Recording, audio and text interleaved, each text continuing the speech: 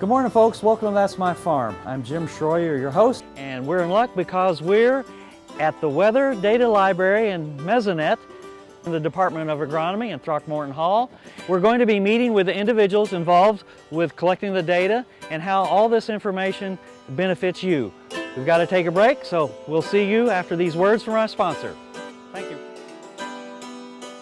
Closed captioning brought to you by Ag Promo Source. Together we grow. Learn more at agpromosource.com. That's My Farm is brought to you in part by TALLGRASS Commodities. Big enough to serve, small enough to care.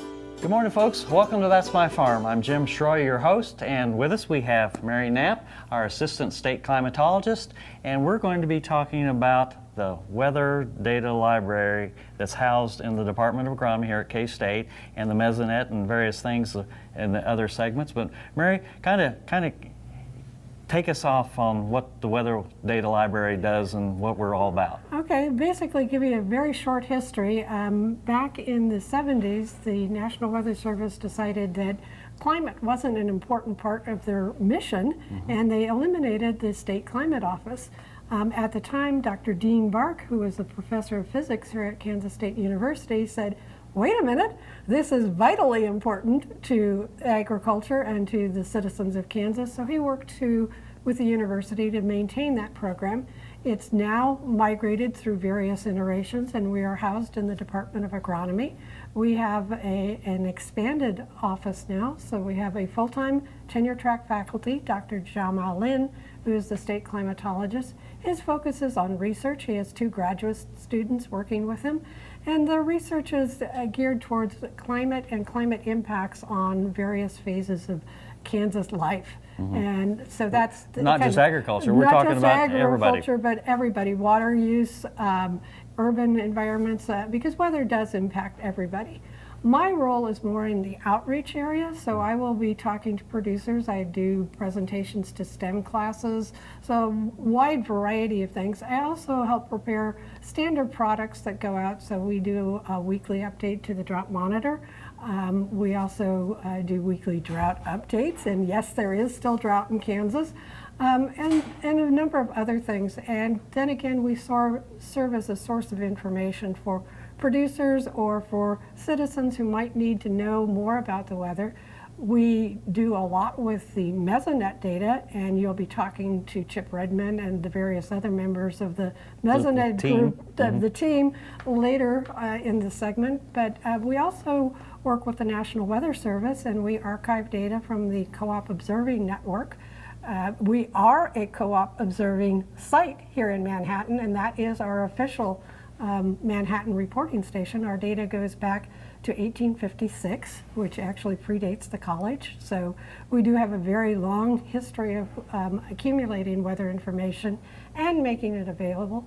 And probably our third outreach area is with COCORAS. COCORAS stands for Community Collaborative Rain, Hail, and Snow Network. Rainfall is one of the most variable measurements that can be collected if you think of it as weather, and it's very expensive to use an automated observation technique for it. There's a lot of problems with keeping the gauges clean and bugs and everything like that, and the instrumentation itself is expensive.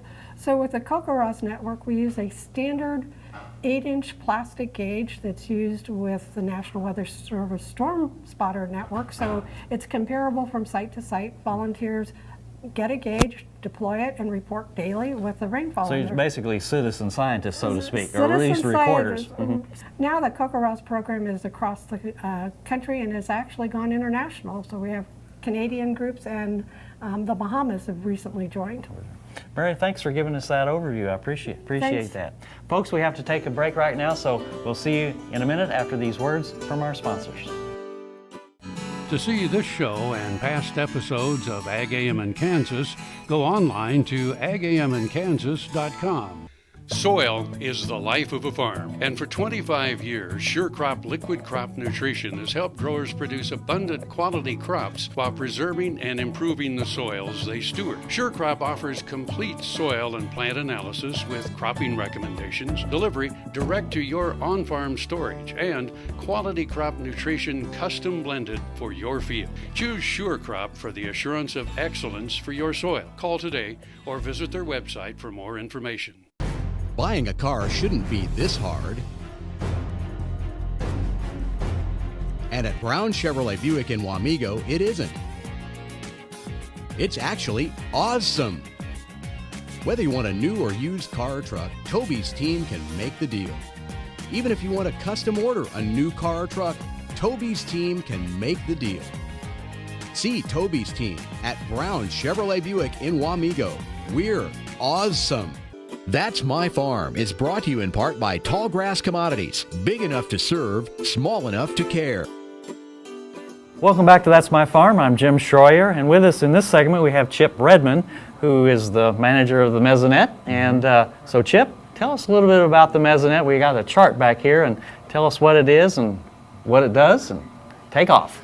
Okay, yeah, we have 56 stations spread out throughout the state. About half of them are towers, which are 30-foot towers, and the other half are tripods, and they're about 3 meters tall. The network originated in 1985, and it started at research and extension sites, and from there it's slowly grown over time, especially in the 2010s. Because I remember when there was 33 for a long time. We're in that 30 ballpark for a long, long time, so we're up to 56 now. Yeah, we're up to 56 now. We're actively growing. We try to gain 1 or 2 stations a year, just as long as we can gain additional funding to maintain them. Sure. And we're trying to fill in a lot of the gaps. So we aim to put stations in where there are no National Weather Service stations, or there are no other KDOT stations or anything like that. So we try to hit the areas that are not well represented across the state. And so our main use of our network, since we originated the research and extension stations, or at farms, the main use is agriculture. Right. So that's a fundamental use, and that's what we try to drive for. Well, how many, you have 56, but you add a couple every year. What's the goal? Is the one to have one at least in every county? Yeah, long-term goal will be 105 stations, one in every county. With that, you know, that takes a lot of money and a lot of funding. Well, maintenance is going to take a lot of manpower, a ton of manpower. We visit every station at least 2 times a year. We do spring maintenance, fall maintenance, and then we do emergency maintenance as well. So as soon as we can get a notification within an hour of either a variable out of like temperature, too high, too warm, or on the station's So you not already recording. know that something's wrong. It flags it. It's flagged, Yeah, and you can. Correct. You can see 150 degrees. You know that in Saline County that it's hot, but it's not quite that hot. No. So we can do emergency maintenance and be out there as soon as possible to replace that. Okay, so let's take it to the next step. You collect all this data, 24 hours a day on 56 stations. Now what? Well, we collect all that data. That includes temperature, that includes winds at 6 foot and 30 foot, and that includes soil temperature, precipitation, What about soil soil temperature? radiation. Let's go soil temperature. What depth? We record depths at 2 inch and 4 inch, and then we have our soil moisture sensors, which are at the towers, also record at different depths. Okay. What's the usual? 6, 12, 18 inches, or? 20, 40, and 60 centimeters is what we're doing right now. Okay. And we're going to be changing that in the next year. We anticipate overhauling all our soil moisture sensors. Okay. So with that, all that data comes in. We have basically what we call sanity checks, just to check it if it's within the realm of the average or the expected temperatures. And then we have a flag notification that pops up that we're able to access, whether it's an error, or warning, or a suspect, depending on how flagrant it is. So how often is this data collected or sent back to headquarters? Yeah, we collect the data every 3 minutes. We use cellular communications, so that we get it instantaneous, and then immediately that data is pulled into our database and can be displayed through multiple avenues. Chip, we got to take a break now. Appreciate it. I know there's lots more you could talk on it, but we have to take a break. Folks, stay with us. We'll be right back after these words from our sponsor.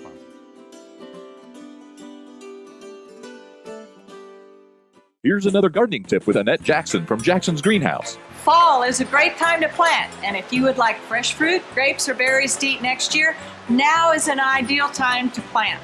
We'll show you how, what, and where to plant for a successful crop of delicious, healthy fruit. We have a great selection and great service. Come see us at Jackson's. Our entire stock of shrubs, roses, berries, perennials, and trees are now on sale at 25% off. Hurry out for your best selection. Jackson's Greenhouse has what you need today. Valley Vet Supply is devoted to providing information and professional quality products at reasonable prices. Valley Vet Supply. We do business with Blueville because of the quality of their work. It is excellent quality, and because they make a commitment to their customers. We enjoy the benefits of hiring a good company to help us maintain this home. We will always do business with Blueville. We have for many, many years, and there's no reason for us to look for any other service. No matter where, no matter why, the Veterinary Health Center at Kansas State University is committed to providing quality patient care to animals and exceptional customer service to their owners. From routine checkups to emergency and specialty care, our world-renowned specialists and experienced professionals are here to discover, to teach, and to heal. Let us know. How can I help? How can we help? That's My Farm. It's brought to you in part by Tallgrass Commodities. Big enough to serve, small enough to care. Welcome back to That's My Farm. I'm Jim Schroyer, and in this segment we have Randy Mai, a native of Greeley County, Kansas, and Randy is the field technologist or field tech for the Weather Data Library, and we're kind of in your little cubby hole here, Randy. With all that equipment that we have at those 56 sites, I imagine things go awry from time to time and have to be checked, and quality assurance and that sort of thing. So tell us a little bit about what you do. Currently we're staying in the recertification laboratory, and in this laboratory what we try and do is provide quality assurance for the data that we do produce with our sensors that we put in the field. We test the sensors when they're new, and we try and repeat that test at 1 year intervals. We do it earlier if need be.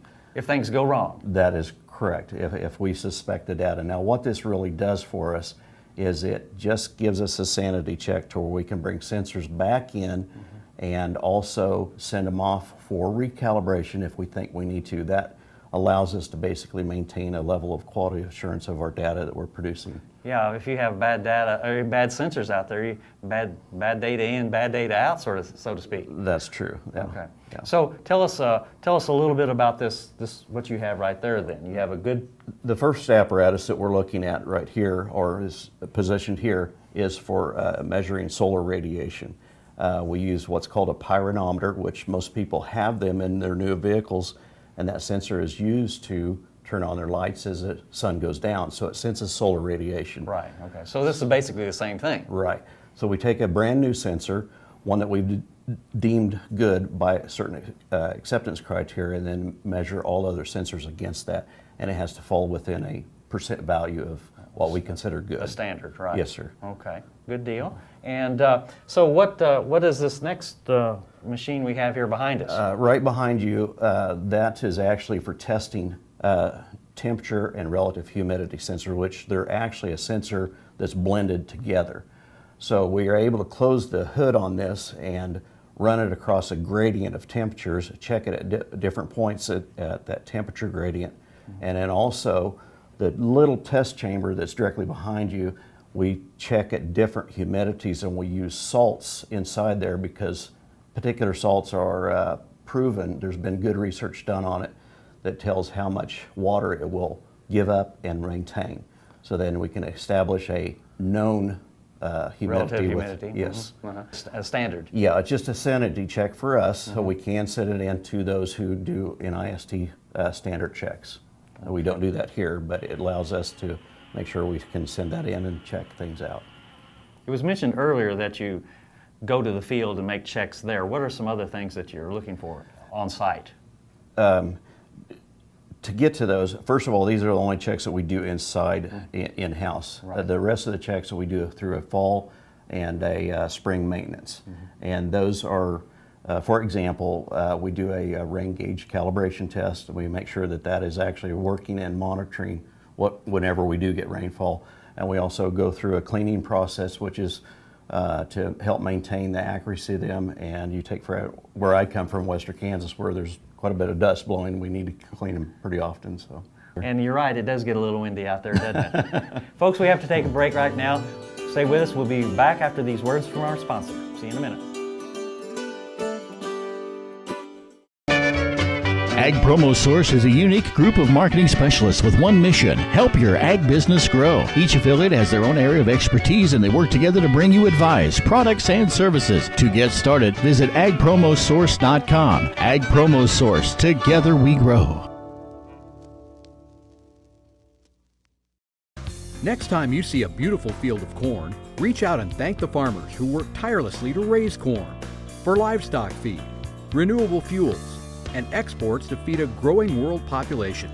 The farmers on the Kansas Corn Commission work for Kansas Corn with grower-funded checkoff dollars that support foreign and domestic market development, research, promotion, and education to expand opportunities for Kansas farmers.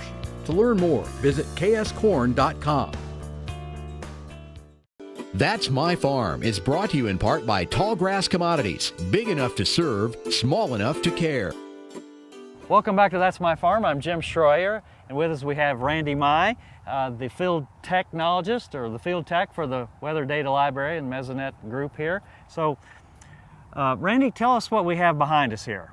Directly behind us we have a 10-foot tripod and a 30-foot tower, which is representative of all the stations that we have across the state of Kansas. This is one of the 56? This is one of the 56, yes, okay. sir. So kind of take us through what's down there.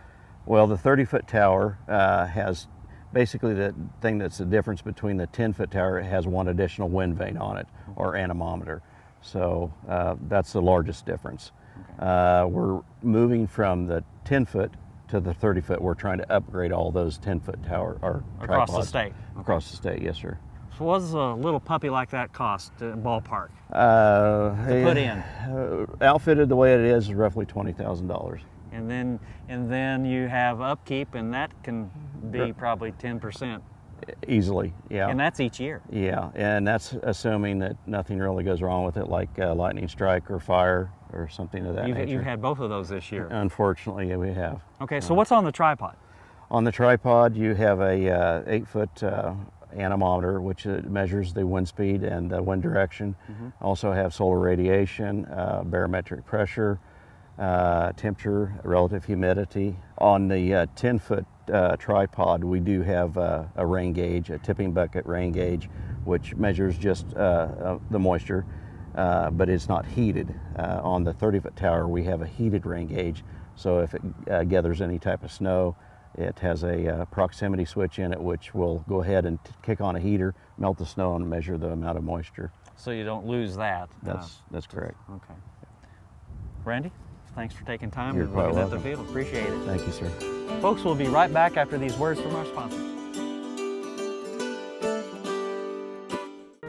Earlier in my life, I rode bucking horses and rodeos, and my shoulders took such a beating, and that was probably the reason for having several previous surgeries on both shoulders.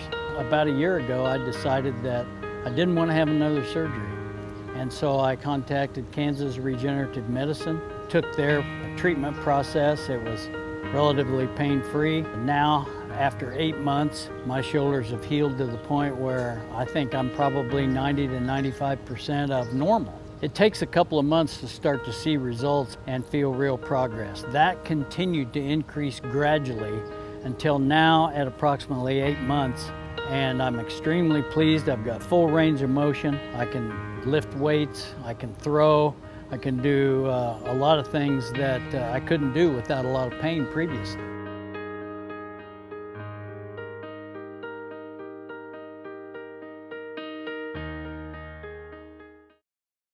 Grain sorghum is one of the most important cereal crops worldwide, and Kansas leads the nation in its production. Over the years, sorghum has been either exported, used in animal feed domestically, or for other industrial uses. Recently, its use in the ethanol market has seen tremendous growth, with 30% of domestic sorghum typically going to ethanol production.